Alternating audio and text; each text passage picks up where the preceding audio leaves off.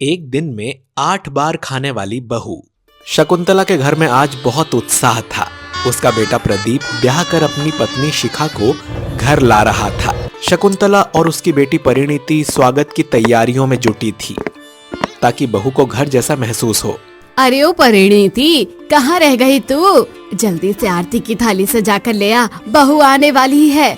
हम जल्दी से उसका स्वागत करेंगे, तभी तो वो बेचारी थोड़ा सा आराम कर पाएगी। वैसे भी रात भर के फंक्शन और रस्मों की वजह से वो बहुत ज्यादा थक गई होगी। मैं नहीं चाहती हूँ कि उसे यहाँ आते ही थकावट महसूस हो।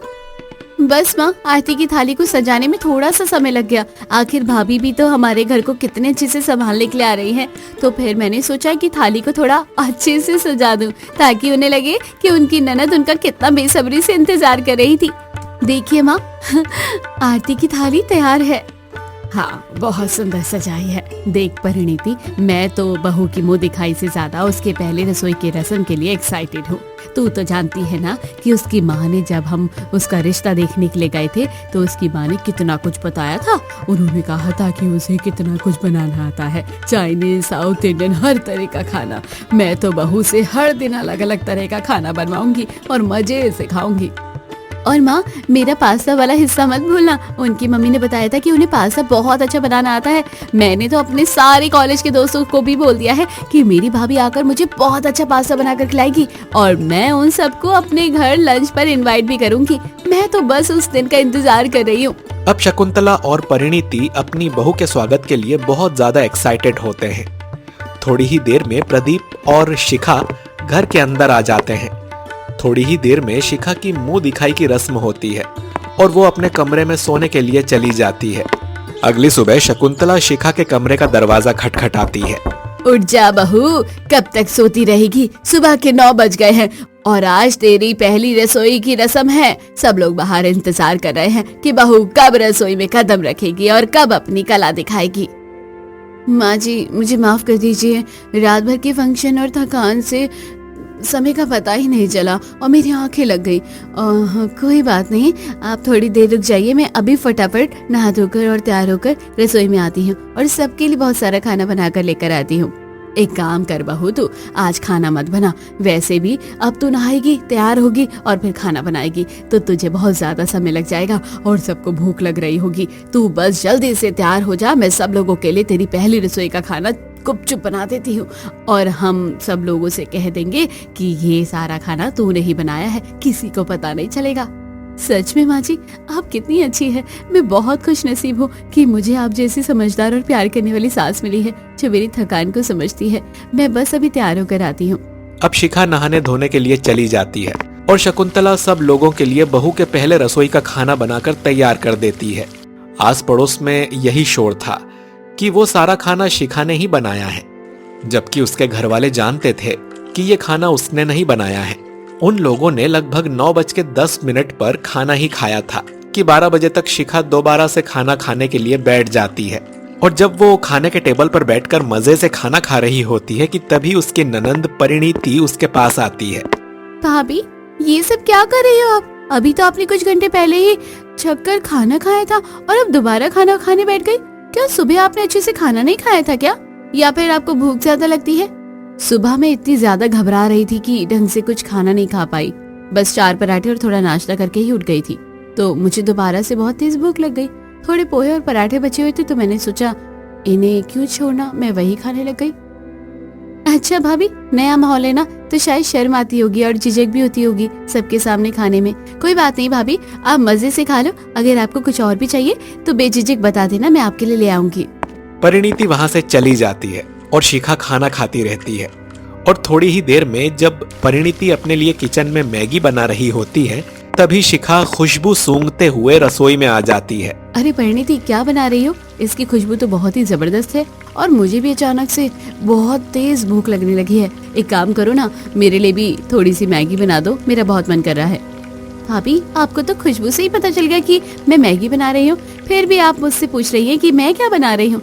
चलो ये सब छोड़ो, मैं अभी बना देती हूँ। पर भाभी, आपने अभी थोड़ी देर पहले ही तो ढेर सारा खाना खाया था, फिर इतनी जल्दी मैगी की जगह कैसे बन गई? परिणीति, वो दरअसल बात यह है कि मुझे ना जंक फूड खाना बहुत ज्यादा ठीक लगता है और मैगी तो मेरी फेवरेट है, इसलिए मुझे पता नहीं चला कि कब मुझे और ज्यादा खाना खाने का मन करने लगा। अब अगर तुम अपनी नई नवीली भाभी को थोड़ी सी मैगी नहीं दे सकती तो कोई बात नहीं, मैं भूखी रह लूंगी। नहीं नहीं भाभी, ऐसी कोई बात नहीं है, भला मैगी देना कौन सी बड़ी बात है। वो दरअसल मैंने एक ही पैकेट बनाया था, इसलिए मैं सोच रही थी कि आपको दूं या मैं खुद खाऊं, पर कोई बात नहीं, आप मजे से खा लो, मुझे इतनी भूख नहीं है। वैसे भी थोड़ी देर में आप दोपहर में सबके लिए खाना तो बनाओगी ही ना। परिणीति ये कहती है और उसके बाद में अपनी मैगी शिखा को दे देती है। ऐसे ही समय गुजरता है। दोपहर के समय बहुत सारी पड़ोसनें शिखा को देखने के लिए आ जाती हैं और दोपहर का खाना भी शकुंतला को ही बनाना पड़ता है और शिखा को मौका ही नहीं मिलता अपनी पड़ोसन या घर वालों को अपने हाथों का खाना खिलाने का। पर पड़ोसियों ने शिखा को देखकर उसकी बहुत तारीफ की। सच में शकुंतला बहन, आपकी बहू तो बहुत ही ज्यादा प्यारी है, कितनी ज्यादा स्लिम और पतली है। आप लोग इसे खिलखिला के थोड़ा मोटा कर देना। लगता है मायके में बेचारी कुछ खाती पीती नहीं थी क्या। अरे हाँ, कितनी भोल सी नाजुक बच्ची है, ऐसा लग रहा है जैसे कोई कोमल कली उठा कर लेकर आ गए हो। पर अच्छी बात है, अब शकुंतला बहन के घर आ गई है तो यहाँ का खाना खा पी कर अपने आप ही तंदुरुस्त और हट्टी कट्टी हो जाएगी। सभी पड़ोसनें इस तरह से शिखा की तारीफ कर रही होती हैं और ये सारी बातें सुनने के बाद परिणीति अपने मन ही मन में कहती है, अब मैं इन सबको कैसे बताऊं कि भाभी इतना खाती कि पूरे मोहल्ले का राशन ही खत्म कर सकती है। पर कोई बात नहीं, शायद वो नई नई शादी करके घर में आई है इसलिए एक्साइटेड होगी, इसलिए ज्यादा खाना खा रही होगी। कोई बात नहीं, धीरे धीरे सब ठीक हो जाएगा। ऐसे ही रात के समय भी शकुंतला खुद ही अपनी मर्जी से सब लोगों के लिए खाना बना देती है। लेकिन हैरत वाली बात तो तब होती है जब शिखा आधी रात को उठकर रसोई में बर्तन बजा रही होती है। तभी रसोई में उसका पति प्रदीप आता है। शिखा, ये सब क्या कर रही हो तुम? मुझे तो लगा कि घर में कोई चोर घुस आया है और मैं डर गया, लेकिन तुम तो यहाँ रात के समय खाना खा रही हो। तुमने डिनर पर अच्छे से खाना क्यों नहीं खाया था, जो तुम्हें आधी रात को उठकर खाना खाना पड़ रहा है? प्रदीप, वो दरअसल बात यह है कि मुझे बहुत ज्यादा भूख लगती है, इसलिए मैं दोबारा से खाना खाने बैठ गई। मुझे समझ नहीं आया कि मैं आपको नींद से उठाऊं या नहीं, इसलिए मैं खुद ही रसोई में आ गई अपना पेट भरने के लिए। कोई बात नहीं शिखा, पर अगली बार से अगर तुम्हें इस तरह से आधी रात को भूख लगे तो तुम खाना उठाकर अपने कमरे में ही रख लिया करो। कम से कम तुम रसोई में बर्तन बजाकर आवाज तो नहीं करोगी और घर वाले तो नहीं जागेंगे ना। अब शिखा खाना डालकर अपने कमरे में चली जाती है और लाइट जलाकर खाना खाने लगती है। वहीं लाइट जली होने की वजह से प्रदीप को नींद नहीं आती, क्योंकि शिखा खाने के साथ साथ YouTube पर वीडियो चलाकर खाना खा रही थी। और प्रदीप अपने मन में कहता है, हे भगवान, मुझे तो एक दिन में 8 बार खाना खाने वाली पत्नी मिल गई है। जब मैं एक ही रात में इतना परेशान हो गया हूँ तो माँ और परिणीति ये सब कुछ देखकर कितने ज्यादा परेशान हो गए होंगे। इसी तरह से शिखा को खाना खाने में 1 घंटा लग जाता है और 1 घंटे तक प्रदीप सो नहीं पाता। सुबह जब सारा परिवार एक साथ नाश्ता करने बैठता है तो शिखा सबके लिए सिर्फ चाय और ब्रेड बना देती है। ये देखकर सभी लोग बहुत ज्यादा हैरान होते हैं। वहीं प्रदीप उबासियां ले रहा होता है और उसे इस तरह से आलस के साथ उठा हुआ देखकर उसका पिता माधव कहता है, क्या बात है प्रदीप बेटा, रात को आराम से सोए नहीं क्या? आज तुम इतने आलसी क्यों लग रहे हो? रोज तो तुम बिल्कुल ताजा ताजा और फ्रेश उठते हो, कोई बात है क्या? कहीं तुम दोनों की कोई लड़ाई तो नहीं हुई ना? नहीं नहीं पापा, ऐसी कोई बात नहीं है। दरअसल रात को शिखा खाना खाने के लिए उठी थी और वो कमरे में लाइट जलाकर खाना खा रही थी, इसीलिए मेरी नींद पूरी नहीं हुई और मैं रात भर जागता रहा। बस यही बात है और कुछ नहीं। ये सारी बातें सुनने के बाद शकुंतला और परिणीति हैरान हो जाते हैं और शकुंतला कहती है, क्या बहू कल रात को भी खाना खाने उठी थी? लेकिन उसने तो रात को अच्छा खासा भारी खाना खाया था, फिर उसे दोबारा से खाने खाने की क्या जरूरत पड़ गई? मुझे तो पक्का यकीन है कि बहू कम से कम दिन में 8 से 10 बार खाना तो खा ही लेती है। हाँ माँ, भाभी ने कल भी मेरे सामने कम से कम 3-4 बार खाना खाया था और भाभी रोज ऐसा ही कर रही है। मुझे ऐसा लगता है कि हमें उनकी मम्मी से इस बारे में बात कर लेनी चाहिए। आखिर ये आदत कैसी है? शिखा ये सारी बातें सुनकर बहुत घबरा जाती है। उसे समझ में नहीं आता कि आखिर ऐसा क्यों हो रहा है और वो डरते हुए पूछती है, माँ जी, अगर मैं दिन में 8-10 बार खाना खा भी रही हूँ तो इसमें मेरे घर वालों तक जाने की क्या जरूरत है? अगर आप लोग चाहते हैं कि मैं खाना ना खाऊं तो मैं खाना नहीं खाऊंगी, पर प्लीज आप मेरे घर वालों को तो मत बताइए, वरना उन्हें बुरा लगेगा कि कितनी जल्दी मेरे ससुराल से मेरी शिकायतें जाने लगी है। पर बहू, एक बार तेरे मायके वालों से बात तो करनी ही पड़ेगी ना, क्योंकि तू इतनी बार खाना क्यों खा रही है ये हमें समझना होगा। हमें ऐसा लगा था कि तू हमें खाना बनाकर खिलाएगी, लेकिन यहाँ तो खाना बनाने से ज्यादा तू खुद ही खाना खा लेती है। आज तूने अपनी पहली रसोई की रस्म के अगले दिन ही हमें सिर्फ ब्रेड बटर खिलाया, ये तो गलत है ना। जी माँ जी, मेरे घर वालों को कुछ भी मत बताइए। मैं आपसे वादा करती हूँ कि अब से मैं अपने घर के सारे काम पर बहुत अच्छे से ध्यान दूंगी और सबके लिए अच्छा खाना भी बनाऊंगी। बस मेरी मम्मी को कुछ मत बताइएगा। अरे भाई, जब बहू इतना कह रही है तो बेकार में तुम सास और ननंद मिलकर उसकी टांग क्यों खींच रही हो? उसे थोड़ा सा समय दो। उसे आए हफ्ता नहीं हुआ है और तुम लोग हफ्ते में ही उसके पीछे पड़ गए हो। थोड़ा सब्र रखो। अब सभी लोग शिखा को थोड़ा और समय देने के लिए राजी हो जाते हैं और ऐसे ही समय गुजरता है। शिखा YouTube से देखकर खाना बना रही होती है कि तभी उसकी सास शकुंतला रसोई में आती है और कहती है, बहू, मुझे तो तेरी माँ ने बताया था कि तुझे बहुत अच्छा खाना बनाना आता है, तू तो मास्टर शेफ है, लेकिन यहाँ तो मैं देख रही हूँ कि तू YouTube से देखकर खाना बना रही है। इसका सीधा मतलब है कि तेरी माँ ने हमसे बहुत बड़ा झूठ बोला था। माँ जी देखिए, शादी विवाह के मामले में आटे में नमक जितना झूठ तो हर कोई बोलता ही है ना, इसलिए मेरी माँ ने मेरी शादी करने के लिए आपसे थोड़ा सा झूठ बोल दिया होगा। थोड़ा बहुत मैगी, पास्ता और चाय में अच्छे से बना लेती हूँ, लेकिन मुझे ज़्यादा भारी खाना बनाना नहीं आता। लेकिन आप बिल्कुल भी फिक्र मत कीजिए, मैंने खाना चक्कर देखा है, खाना सच में बहुत अच्छा बना है। शकुंतला कुछ नहीं कहती और गुस्से में कमरे से चली जाती है। थोड़ी देर में शिखा सभी लोगों के लिए खाना बनाकर तैयार कर देती है, लेकिन खाना बनाने के बाद वो खुद ही खाना खाने बैठ जाती है और उसे खाना खाते हुए उसका पति प्रदीप देख लेता है, जो रसोई में किसी काम से आया हुआ था। शिखा, तुम फिर से खुद ही खाने बैठ गई। इसका मतलब कि मम्मी और मेरी बहन बिल्कुल सही बोलती हैं कि तुम दिन में एक बार नहीं बल्कि 8 बार खाना खाती हो। कोई बात नहीं, अब इस बारे में मैं अपनी सासू माँ से बात करूंगा। आखिर वो मेरी भी तो माँ जैसी है ना। मैं अपनी बीवी की इस आदत के बारे में उनसे खुलकर बात करूंगा। अब प्रदीप आकर अपने घर वालों को सब कुछ बता देता है कि शिखा कैसे रसोई में खाना खाने के बाद खुद ही खाने में लगी हुई थी। जिसके बाद अब थोड़ी ही देर में शकुंतला शिखा की माँ कंचन को बुलाती है। जैसे ही कंचन घर में आती है, वो बहुत ज्यादा परेशान होती है। शकुंतला उसका हाथ पकड़कर कहती है, कंचन बहन जी, आपको इतना परेशान होने की जरूरत नहीं है। बस हमें ये बताइए कि आपकी बेटी एक दिन में 8 बार खाना क्यों खा रही है। अगर आप हमें सच बताएंगे तभी तो हम उसका समाधान निकाल पाएंगे ना। हमें कुछ समझ नहीं आ रहा और ताज्जुब की बात है कि वो खाना उसके शरीर में लग भी नहीं रहा, तो फिर वो इतना सारा खाना क्यों खा रही है। जैसे ही कंचन ये बात सुनती है, उसकी आंखों में आंसू भर आते हैं और वो रूंधे गले से कहती है, दरअसल बात यह है कि बहन जी कि मेरी बेटी पढ़ाई में बहुत अच्छी थी। वो IAS की तैयारी कर रही थी। उस दौरान उसे बहुत ज़्यादा स्ट्रेस लेने की आदत पड़ गई थी। स्ट्रेस की वजह से कुछ लोग शराब पीते थे और कुछ लोग धूम्रपान करते थे, लेकिन मेरी बेटी को तनाव में खाना खाने की लत लग गई थी।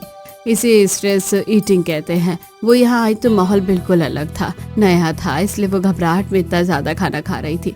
उसने ये बात मुझे पहले ही दिन फ़ोन पर बता दी थी, लेकिन मुझ में इतनी हिम्मत नहीं हुई कि मैं आप लोगों को बता सकूं। मैंने सोचा धीरे धीरे सब ठीक हो जाएगा। बहन जी, जब आपकी बेटी ने पहले ही अपनी परेशानी के बारे में आपको बता दिया था तो आपको उसका समाधान करना चाहिए था ना। आपकी खुद की बेटी इतने समय से उस परेशानी से जूझती रही और आप डर की वजह से कुछ नहीं कर रही थी। ये गलत बात है। मुझे माफ कर दीजिए। मुझे लगा कि शादी के बाद सब ठीक हो जाएगा, लेकिन मुझे नहीं पता था कि शिखा को यहाँ आने के बाद इतनी परेशानी होगी।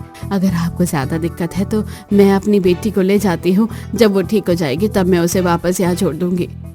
माँ जी, मुझे माफ कर दीजिए। मुझे समझ नहीं आ रहा था कि जब तक मैं कुछ खाती नहीं तो मुझे बहुत बेचैनी होने लगती थी, उल्टी जैसा लगने लगता था और चक्कर आने लगते थे। इसलिए मैं दिन में 8 बार खाना खा रही थी, क्योंकि खाना खाकर मुझे सुकून मिलता था। मुझसे गलती हो गई। मुझे आपसे पहले ही बात कर लेनी चाहिए थी, क्योंकि अब आप मेरी पहली माँ हैं और मैं इस घर की बहू। कंचन शिखा के साथ घर छोड़कर जाने के लिए तैयार हो जाती है कि तभी शकुंतला उसका हाथ पकड़ लेती है और कहती है, खबरदार, तूने ऐसा कुछ कैसे सोच लिया कि मैं तुझे इस घर से जाने दूंगी? अरे अब ये घर जितना मेरा है उतना तेरा भी है। आज से तू इसी घर में रहेगी, और रही तेरी परेशानी की बात तो अब उसका इलाज हम सब मिलकर करेंगे। अभी तूने ही बोला ना कि मैं तेरी पहली माँ हूँ और तू इस घर की बहू है, तो तेरी समस्या मेरी समस्या हुई, समझी? कंचन और शिखा जैसे ही ये बात सुनती हैं तो वो बहुत ज्यादा खुश हो जाती हैं और उनकी आंखों में खुशी के आंसू आ जाते हैं। शकुंतला जी, मेरी बेटी सच में बहुत सौभाग्य वाली है जिसे आप जैसी सास मिली है। सच में मेरी माँ तो मेरा साथ नहीं देती थी, पर मेरी बेटी की सास इतनी अच्छी है, यह देखकर मुझे बहुत गर्व महसूस हो रहा है। अच्छा बेटी, अब मैं चलती हूँ, तुम खुश रहना। देखिए, घबराने की कोई भी बड़ी बात नहीं है। दरअसल शिखा जी को स्ट्रेस ईटिंग की आदत है और इसी वजह से इतनी ज्यादा परेशानी हो रही है। धीरे धीरे ये परेशानी चली जाएगी, लेकिन इसके लिए कुछ मेंटल एक्सरसाइज करने की जरूरत है। वो सब मैं आपको समझा देता हूँ और कुछ वीडियो लिंक्स भी शेयर कर देता हूँ। अगर आप रेगुलर उन एक्सरसाइजेस को करते रहेंगे तो सब ठीक हो जाएगा। डॉक्टर साहब, मेरी बीवी बहुत परेशान है। इसके 8 बार खाना खाने की वजह से घर में सब हैरान थे। अभी हमारी नई नई शादी हुई है, तो मैं नहीं चाहता कि मोहल्ले वालों को ये बात पता चले कि मेरे घर में 8 बार खाना खाने वाली बहू आई है। प्रदीप जी, दुनिया की सोच से आगे हम कुछ भी नहीं कर सकते। आजकल लोगों को कितनी बड़ी बड़ी बीमारियां होती हैं और कई बीमारियां तो लाइलाज भी होती हैं। आपकी बीवी की बीमारी का इलाज तो संभव है। आप तो खुश नसीब हैं। खैर, मैंने दवाई लिख दी है और कुछ लिंक मैं आपको मेल पर शेयर कर दूंगा। वो वीडियोस देखें, ये जल्दी ठीक हो जाएंगी। डॉक्टर से दवाई लेकर प्रदीप अपनी बीवी शिखा को लेकर घर आ जाता है, जिसके बाद शिखा की कुछ दिनों तक 8-10 बार खाने की आदत पूरी तरह नहीं जाती, लेकिन उसके घर वाले उसका बराबर से सपोर्ट करते हैं। अब शकुंतला घर में ज्यादा खाना बनाती थी ताकि शिखा को खाने की कमी बिल्कुल भी ना हो, क्योंकि जब तक उसकी स्ट्रेस ईटिंग की दिक्कत जाने नहीं वाली थी तब तक तो उसे भूख लगनी ही थी। एक दिन शकुंतला रसोई में परिणीति के पास आती है और पूछती है, क्या बात है परिणीति, आज भी बहू ने सारा खाना खा लिया क्या? उसकी तबीयत में थोड़ा बहुत सुधार दिख रहा है या नहीं? दवाइयाँ काम कर रही हैं ना? नहीं माँ, अभी तो कोई भी सुधार नहीं है। भाभी ने आज भी सारा पका हुआ खाना खा लिया, बल्कि जो थोड़ा बहुत बिना बना खाना रखा हुआ था, जैसे ही कच्ची सब्जियाँ, वो उन्हें भी खा गई। मुझे समझ ही नहीं आ रहा क्या करे। दोनों ही थोड़े निराश हो जाते हैं, लेकिन फिर भी शिखा का साथ नहीं छोड़ते। जैसे ही हफ्ते 10 दिन का समय बीत जाता है, तभी शिखा की आदत धीरे धीरे चली जाती है और वो बार बार खाना छोड़ देती है। एक दिन खाना रसोई में वैसे ही रखा हुआ था। शिखा ने एक्स्ट्रा खाना नहीं खाया था। ये देखकर परिणीति हैरान हो जाती है और अपनी माँ शकुंतला के पास जाकर बोलती है, माँ, फाइनली भाभी की स्ट्रेस ईटिंग की आदत चली गई। आज उन्होंने बिल्कुल भी एक्स्ट्रा खाना नहीं खाया है। लेकिन माँ, अब हमें भाभी को ये समझाना होगा कि स्ट्रेस ईटिंग और जरूरी ईटिंग में फर्क होता है। कहीं ऐसा ना हो कि भाभी अब खाना खाना ही छोड़ दे। वैसे भी उन्हें खाना जल्दी शरीर पर लगता नहीं है। हाँ बिटिया, तू सही कह रही है। चल, अभी हमें उसे बहुत कुछ सिखाना है, समझाना है। धीरे धीरे वो सब सीख जाएगी और पौष्टिक खाना खाने लगेगी। ऐसे ही समय गुजरता है और शकुंतला और परिणीति अब धीरे धीरे शिखा को सब कुछ सिखा देते हैं और उसकी स्ट्रेस ईटिंग की आदत भी चली जाती है। अब धीरे धीरे शिखा का वजन अपने आप बढ़ने लगता है। उसका वजन ज्यादा खाने की वजह से नहीं बढ़ रहा था, बल्कि अब उसके मन को सुकून था और परिवार का प्यार था, इसीलिए उसकी सेहत अच्छी होने लगी। ये सब देखकर कंचन को भी बहुत ज्यादा खुशी होती है कि उसकी बेटी शिखा को एक ऐसा ससुराल मिला है जो उसका बहुत अच्छे से ध्यान रखता है और उसकी सारी ख्वाहिशों को पूरा करता है। उन्होंने उसकी बरसों पुरानी समस्या स्ट्रेस ईटिंग का भी समाधान कर दिया। इस तरह से अब एक दिन में 8-10 बार खाना खाने वाली बहू पूरी तरह से ठीक हो जाती है और अपने परिवार के साथ खुशहाल जीवन जीती है।